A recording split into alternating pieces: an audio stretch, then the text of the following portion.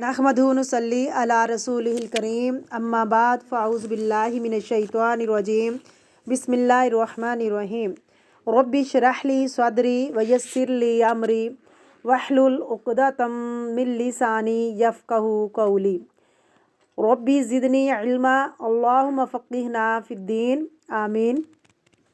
सूरतुल बक़रा आयत नंबर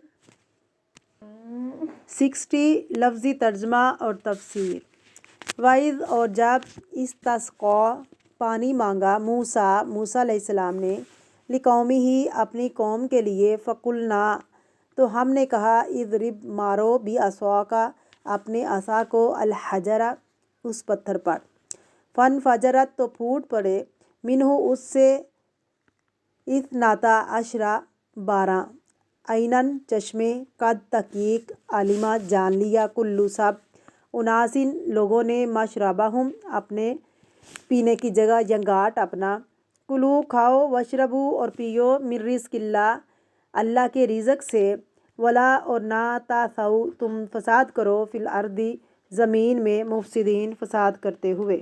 अल्फाज की वजाहत रूट वर्ड वाइज और जब क्या माना है उज़कुर याद करो। इस्तस्क़ा यस्तस्की इस्तस्क़ाउन पानी मांगने को पानी तलब करने को पानी के लिए दुआ करना।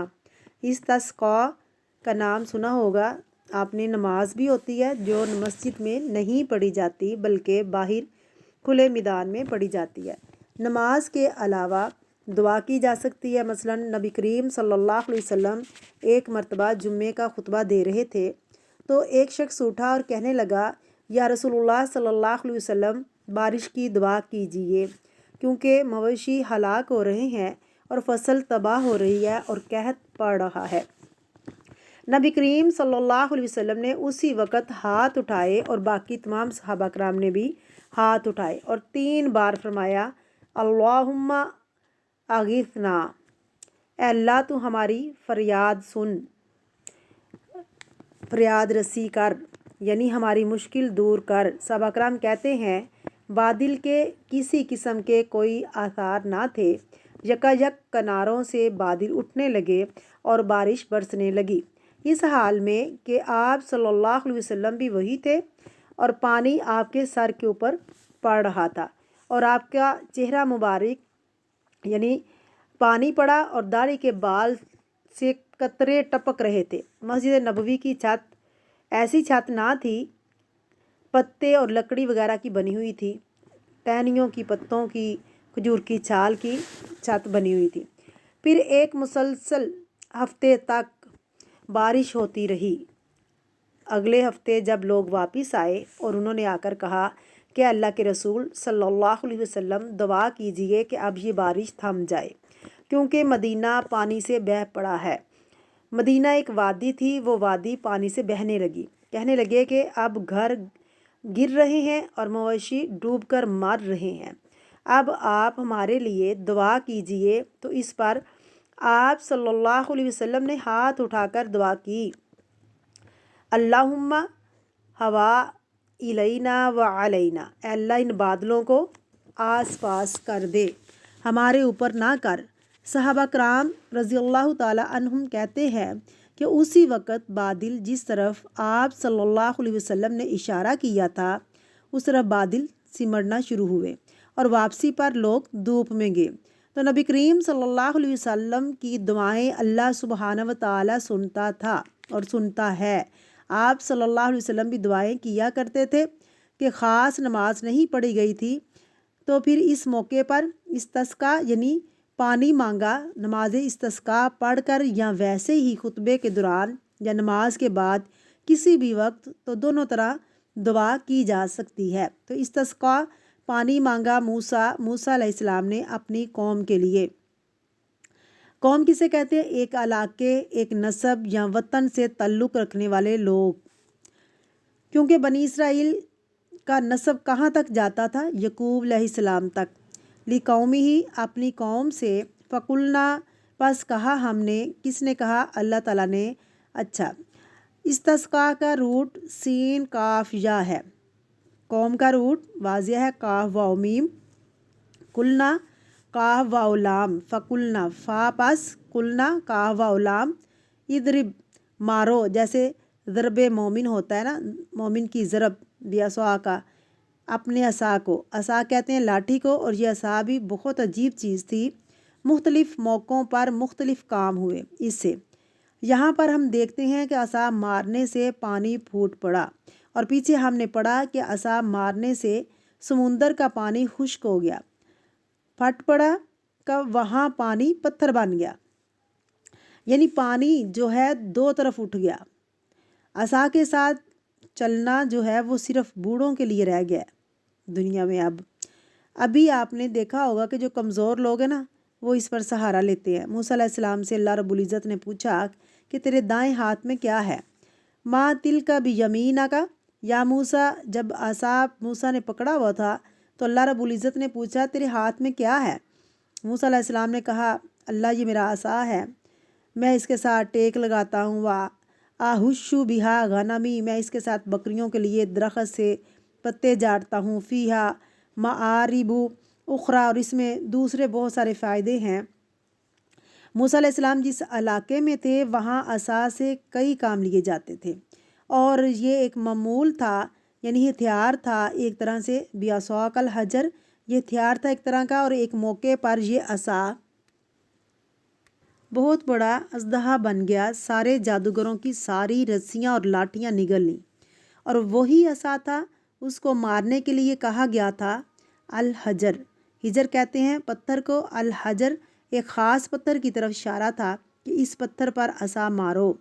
फ़न फाजरत, पस पानी जारी हो गया। इन फाजरा, इसमें अब देखेंगे फ़ा जीम रा, इसमें रूट है फजर। फजर का मायना होता है फूटना, किसी चीज़ का फाड़ना वसी तौर पर। फाजरा को फजर इसलिए कहा जाता है, सुबह की जो फजर होती है ना, वसी पैमाने पर रोशनी फूट पड़ती है, उसको पो फूटना भी कहते हैं। इसनाता आशराता, 12 चश्मे। आइनन, आँख को भी कहते हैं, और आईना यानी चश्मे को भी। अगर आप देखें कि आँख के किनारों में भी सुराख होते हैं जिससे आंसू बहते हैं, जो पानी की तरह होते हैं। तो इसी मुनासबत से भी चश्मा जो होता है ना, अगर आप गौर से देखेंगे तो सुराख होते हैं, छोटे छोटे होल्स होते हैं, इससे पानी निकलता है। जैसे किसी पाइप से पानी निकलता है ना, और बाज़ दफ़ा पानी रिस्क भी रहा होता है। इसी तरह फ़न फाजरत दूसरी जगह, यानी इसकी बजाय फ़न जाबासत लफ्ज़ आता है। इब्तदा में रिसा, और फिर आहिस्ता आहिस्ता ज़्यादा हो गया, कुव्वत से निकलना। कद तहकीक आलिमा जान लिया, आइन लाम मीम कुल्लू, हर सब, उनासिन लोगों ने, इंसान की जमा है, यहाँ मुराद असबात हैं। बनी इसराइल के 12 असबात थे। मशरबाहुम शीन राबा, रूट है मशरब। मशरब जो है मसदर मीमी है, लेकिन यहाँ पर इसम ज़रफ़ के तौर पर इस्तेमाल हुआ है। ये वज़न बता देती हूँ, फिर आइंदा इस वज़न पर जितने भी वज़न आएंगे ये उनका मायना ख़ुद निकाल लेंगे। मशरब मसल, मशरब पीने की जगह, ज़रफ़ असल में कहते हैं बर्तन को या बर्तन की जगह को। तो ज़रफ़ जिसमें कोई चीज़ डाली हो, आपने उर्दू कायदे में पढ़ा होगा ज़ोए से ज़रूफ़, ज़रूफ़ जो है ना ज़रफ़ की जमा है। इसम ज़रफ़ कहते हैं किसी जगह और वक़्त के लिए आता है, इसके वज़न पर कोई और लफ्ज़ बनाए। मकतल, मकतब, मकतल। मकतल कहते हैं कत्ल होने की जगह को, मकतब लिखने की जगह, मदफन दफन होने की जगह को कहते हैं। मशअल, इसमें 2 चीज़ें होती हैं, एक इसम ज़रफ़ और दूसरा मसदर मीमी। ज़रफ़ बर्तन को कहते हैं जिसमें कोई चीज़ डाली जाती है। इसम ज़रफ़ क्या है? काम करने की जगह, चीज़ डालने की जगह, ख़ास इलाके, ये जगह के लिए इस्तेमाल होता है। एक होता है ज़रफ़ मकान और एक ज़मान, ये भी इसमें फ़र्क होता है। इसवी और मायनवा इस्तेमाल होता है। मसदर का लफ्ज़ी मायना होता है जिससे कोई चीज़ निकले, सादर होना। अशरबहुम कुलू, अकला या कुलू से कुलू खाओ, वशरबू पियो, मिन रिज़्क़िल्लाह यानी अल्लाह के रिज़्क़ में से, अल्लाह के दिए हुए में से। वला और ना तातऊ फसाद करो, आइन फ़ा वाओ, आइन फ़ा या भी इसका रूट है, दोनों ही रूट हैं। ज़हनी और फ़िक्री बिगाड़ के लिए आता है, तेज़ी के लिए आता है, क्योंकि انسان کا ذہن جسم سے زیادہ تیزی سے کام کرتا ہے. کیوں؟ فساد حسی بھی ہوتا ہے اور معنوی بھی ہو سکتا ہے. لیکن حسی کا کیا ہوتا ہے؟ ذہنی بگاڑ. اور ولا تاسو، اور مت تیزی سے فساد کرو فی الارض، زمین میں، مفسد بن کر. مفسدین کس کی جمع ہے؟ مفسد کی. فا سین دال، افسدہ یفسدو، افساد بگاڑنا، کسی بھی چیز کے اندر خرابی پیدا کرنا، بستیوں کو اجاڑنا. جیسا کہ ہم پیچھے پڑھ چکے ہیں، بنی اسرائیل موسیٰ علیہ السلام کی قیادت میں سمندر پار کر کے میدان تی میں پہنچ گئے.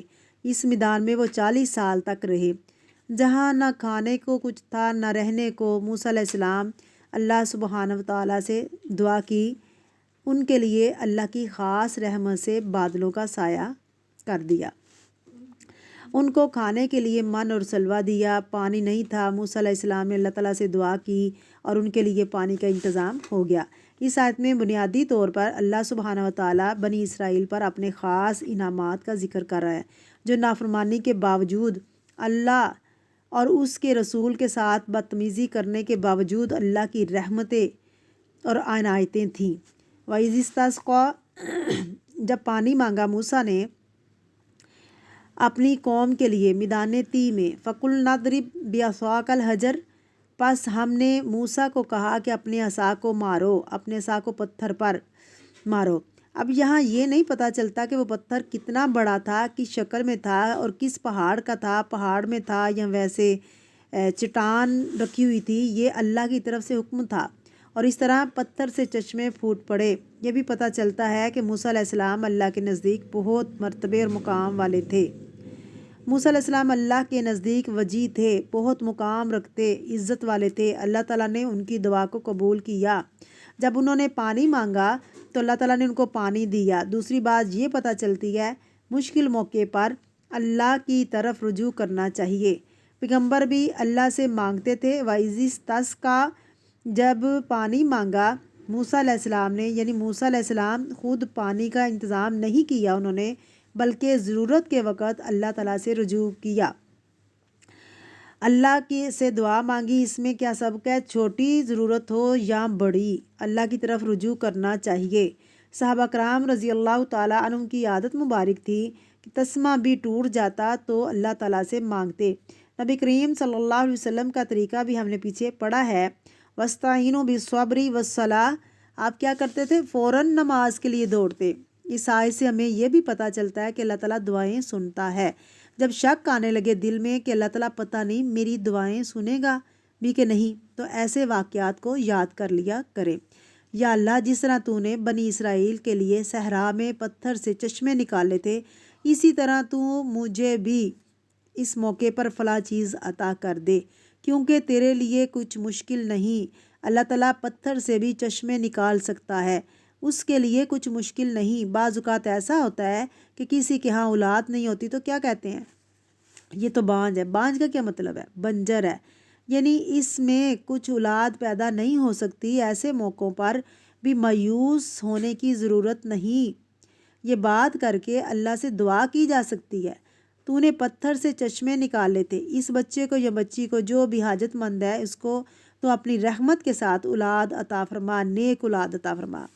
زکریا علیہ السلام جیسے اللہ تعالیٰ نے ان کو بڑھاپے کے اندر اولاد عطا کی تھی. پھر یہ بات پتہ چلتی ہے کہ کوئی بڑا ہو یا چھوٹا، نیک ہو یا بد، سب اللہ کے محتاج ہیں. موسیٰ علیہ السلام اگرچہ اللہ کے وجیح تھے، عند اللہ وجیہا، لیکن اس وجاہت کے باوجود ان کے اندر کوئی تکبر پیدا نہیں ہوا. ضرورت کے موقع پر وہ اللہ رب العزت کی طرف رجوع کرتے رہے، اور یہاں پر بھی اللہ تعالیٰ کی ہی طرف رجوع کرتے ہیں. ہر حقیقت یہی ہے. تو اللہ تعالیٰ فرماتے ہیں کوئی بے قرار جس کی دعا سنے، اس کے سوال کا جواب دیں جب وہ اسے پکارے اور اس کی تکلیف دور کرے. تو ہمیں اس بات کا یقین ہونا چاہیے کہ سب کی تکلیف دور کرنے والا اللہ ہی ہے. مانگنے والا بھی کبھی دیر نہ کرے، دعا کرنے میں کبھی نہ جھجکے، یہ نہ سوچے کہ ہونا ہی نہیں. بعض چیزیں ہم کیوں اللہ سے نہیں مانگتے؟ کیونکہ ہماری عقل کہتی ہے پاسبل نہیں ہے. یہ شیطان ہے جو ہمارے دلوں میں وسوسے ڈالتا ہے. مانگنے کی ضرورت نہیں، چاہے آپ صحرا میں کھڑے ہوں، چاہے آپ پتھروں کے درمیان میں کھڑے ہوں اور پانی کا انتظام نہ ہو، کیونکہ یہ ایک دو لوگ نہیں تھے، لاکھوں کی تعداد میں تھے، اور وہاں پر جہاں ہر طرف صحرا ہی صحرا ہے، ریت ہی ریت ہے، اس موقع پر اللہ سبحانہ و تعالیٰ نے اتنی بڑی رحمت کی ان پر، وہ اللہ ہم پر بھی رحمت کر سکتا ہے۔ اور پھر یہ ہے کہ اللہ ہر چیز پر قادر ہے، وہ بخیل نہیں ہے، وہ دیتا ہے، لیکن ہم نے داتا اوروں کو بنا رکھا ہے۔ اس ایسے یہ بھی پتہ چلتا ہے کہ موسیٰ علیہ السلام کا یہ معجزہ تھا، اللہ سبحانہ و تعالیٰ نے موسیٰ علیہ السلام کے ذریعے پانی دیا، یہ بھی تو کر سکتے تھے کہ زمین کو حکم دیتے، جیسے نوح علیہ السلام کی قوم پر جب عذاب آیا تو اللہ کے حکم سے زمین بھی اگل پڑی اور آسمان سے بھی پانی برسا۔ اب بھی ہو سکتا تھا، لیکن اللہ تعالیٰ حکم دیتے زمین کو کہ زمین پانی نکال، تو زمین پانی نکالتی، لیکن اللہ سبحانہ و تعالیٰ نے زمین کو براہ راست حکم نہیں دیا۔ موسیٰ علیہ السلام نے پانی مانگا تو اللہ رب العزت نے انہیں حکم دیا اور ایک سبب دکھایا، اور اس سے قوم کو یہ بھی دکھایا، مقصود تھا کہ تمہارے لیڈر تمہارے حق میں بہت خیر خواہ ہے، تم پر مہربان ہے، شفیق ہے، رحیم ہے، جیسے نبی کریم صلی اللہ علیہ وسلم بھی اپنی امت کے لیے، اپنے لوگوں کے لیے کیا تھے؟ شفیق تھے۔ اس سے یہ بھی پتہ چلتا ہے کہ ایک لیڈر کو اپنی قوم کی ضروریات کا پورا علم ہونا چاہیے اور پھر اس کو پورا کرنے کے لیے کوشش بھی کرنی چاہیے۔ اور پھر یہ کہ پیغمبروں کے معجزات بھی ہوتے ہیں، اس طرح کا ایک معجزہ نبی کریم صلی اللہ علیہ وسلم سے بھی ثابت ہے۔ کسی کو یاد ہے صلح حدیبیہ کے موقع پر 1400 صحابہ کرام تھے، 1400 لوگ تھے آپ صلی اللہ علیہ وسلم کے ساتھ، اور حدیبیہ کے مقام پر کافی کھڑا ہونا پڑا تھا۔ اب کیا ہوا؟ لوگوں کے پاس پانی نہیں تھا، پانی ختم ہو گیا، نبی کریم صلی اللہ علیہ وسلم کے پاس آئے، کہنے لگے اللہ کے نبی پانی نہیں ہے۔ آپ صلی اللہ علیہ وسلم نے ایک لگن منگوائی، یعنی ایک مشق جو ہوتی ہے نا وہ منگوائی، تو اس میں آپ نے اپنا ہاتھ ڈالا، آپ کی انگلیوں سے اس طرح پانی نکلنے لگا، 1400 صحابہ اس پانی سے سیراب ہوئے، اور وہ پانی نکلتا رہا ہاتھ سے، پتھروں سے نہیں، بلکہ کیونکہ پانی آنے کے دو ذرائع ہیں، یا آسمان سے یا زمین سے نکلتا ہے، تو یہاں پتھر زمین پر ہی تھا جب موسیٰ علیہ السلام نے عصا مارا۔ نبی کریم صلی اللہ علیہ وسلم نے پانی میں ہاتھ رکھا تو انگلیوں سے پانی نکلتا رہا۔ ہو سکتا ہے کوئی کہے کہ یہ ہماری عقل میں بات نہیں، ہمیں سمجھ میں نہیں آتی کہ ہاتھ کی انگلیوں سے بھی پانی نکلے گا۔ جی ہاں، یہ اللہ کے نبی کا معجزہ تھا۔ جب انسان اس پہ غور و فکر کرے گا، جو غور و فکر کرتا ہے اس کو پھر اللہ کی عظمت سمجھ میں آ جاتی ہے، اس کے لیے ایسی باتیں سمجھنا کچھ مشکل نہیں۔ ہر چیز اللہ تعالیٰ کے ہاتھ میں ہے، وہ قادر مطلق ہے، اس کو کسی کے مشورے اور کسی سے پوچھنے کی ضرورت نہیں ہے۔ پھر اس آیت سے یہ بھی بات پتہ چلتی ہے کہ اللہ سبحانہ و تعالیٰ نے 12 چشمے نکالے، تقسیم کر دیا اس پر، کیونکہ سارے ہی حقدار تھے اس پر، اور ہر ایک کا حصہ مقرر کر دیا۔ جیسے وراثت میں اللہ تعالیٰ نے ہر حقدار کے حق خود تقسیم کیے تاکہ لوگ آپس میں نہ لڑیں۔ یہاں بھی بنی اسرائیل کو الگ الگ جگہ بتا دی گئی تاکہ وہ آپس میں نہ لڑیں، ورنہ پانی پہ لڑائی سے عموماً کیا ہوتا ہے؟ خون خرابہ تک ہو جاتا ہے۔ پھر دیکھیے کہ اللہ تعالیٰ نے یہ کہا کلو وشربو، کھاؤ اور پیو اللہ کے رزق میں سے۔ اس سے کیا پتہ چلتا ہے؟ انسان کو اللہ کی نعمتوں کو استعمال کرنا چاہیے، اور نعمتوں کا استعمال شکرانہ ہے۔ کچھ لوگ نیکی اور زہد کس کو سمجھتے ہیں؟ نہ کھانے میں نہ پینے میں۔ قرآن مجید سے ہمیں یہ پتہ چلتا ہے کھاؤ پیو اور اسراف نہ کرو، حد سے نہ بڑھو، حد سے بڑھنا درست نہیں، حد کے اندر کھانا پینا عبادت ہے۔ وَلَا تَعْثَوْا فِي الْمُفْسِدِينَ۔ اتنی نعمتیں اللہ تعالیٰ عطا کرے تو انسان کو کیا نہیں کرنا چاہیے؟ فساد نہیں کرنا چاہیے۔ فساد کس سے ہوتا ہے؟ گناہوں کی کثرت سے، انسان کی اپنی غلطیوں سے فساد ہوتا ہے۔ تو سورۃ روم کی آیت نمبر 41 میں آتا ہے ظَهَرَ الْفَسَادُ فِي الْبَرِّ وَالْبَحْرِ بِمَا كَسَبَتْ أَيْدِي النَّاسِ۔ خشکی اور سمندر میں فساد برپا ہو گیا لوگوں کی اپنی ہاتھوں کی کمائی سے، اپنے کیے کی وجہ سے۔ اس وقت گلوبل وارمنگز ہیں، وہ بھی دراصل انسانوں کی اپنی ہاتھوں کی کمائی ہے، اور انسان نے دراصل زمین پر اس قدر تباہی کر دی ہے کہ جس کے بارے میں سائنٹسٹ یہ کہہ رہے ہیں کہ اسے لٹایا نہیں جا سکتا۔ UN کے 2500 سائنٹسٹ نے یہ پروجیکٹ کیا تھا